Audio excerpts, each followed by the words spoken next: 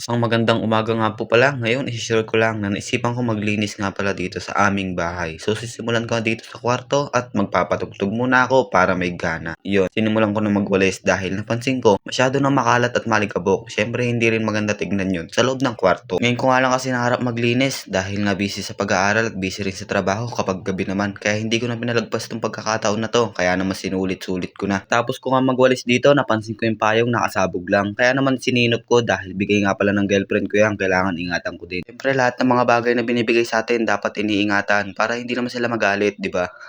Pagkatapos kong itupi itong payong na to, meron ako napansin. Yung ID ko nga pala sabog din.